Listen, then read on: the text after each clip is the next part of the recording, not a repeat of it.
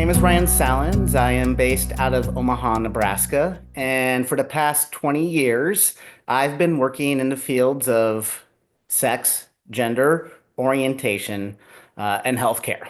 And eating disorders and body image are part of sex, gender, orientation, and healthcare, which you're going to find as I go further into the presentation today. I will say at this very present moment, it is time for us to be deeply connected with people of transgender identities because we live in a society that each day is further attacking, erasing, and taking away our rights, our feelings of dignity, our feelings of personhood, and our feelings of belonging. Um, my hope is that we do not have 4 more years of this, to be honest, because it's cruel and inhumane. And it is also non-factual, even with the current administration's work with defining what sex is. It's not accurate. It's highly misleading to anybody. Sex development is quite complex for all of us.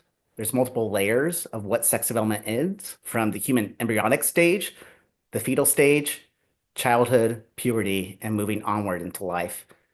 In our society, if you are a gender or sexual minority, you experience stigma. And all we need to do right now is to look to the federal government to see what stigma is, including congresspeople that refer to another fellow congressperson using a slur, which I'm not going to repeat, and thinking that's okay. This creates stigma. And that stigma then is an ongoing reinforcement that people feel that they have the right to be prejudiced against folks who are not heterosexual and folks who are cisgender. For minority stress, the anxiety and depression is then linked to health disparities that are higher among gender and sexual minorities. Lack of access to transition-related care for transgender people can further exacerbate eating disorders because you're not getting the care that can assist you. I can say that when I began my transition, I first had chest surgery, and then I started on hormones. And chest surgery was amazing because I didn't want breast on my body. So having those taken off was thank you very much.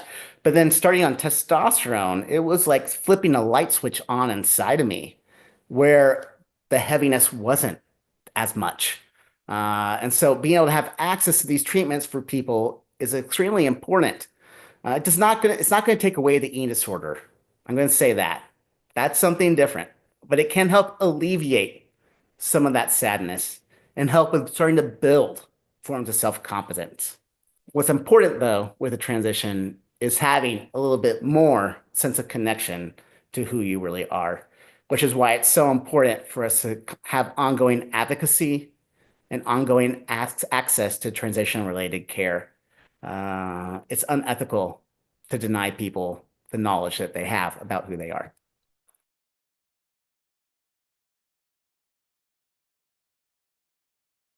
Can you offer some options for trans community folks to stay positive and on the right path for the next 4 years, and how that relates? How that relates to eating disorders. We need to be able to continue to reach out and stay connected with the people in our lives, whether it be friends or family, and to be in our bodies.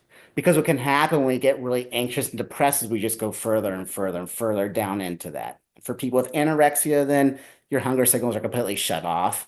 For people with binge eating, you're escalated and you find your form of comfort during those times. For people with bulimia, again, you're escalated and you have your routine there as well. And so it's more about being able to find ways to be in our bodies, to get ourselves moving, to keep our metabolism going, to keep oxygen flowing through us.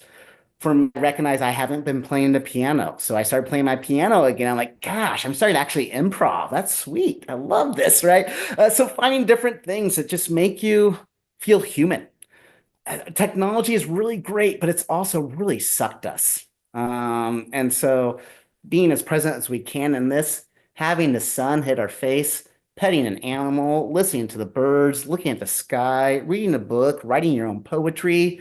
This is how we're going to get through these next 4 years.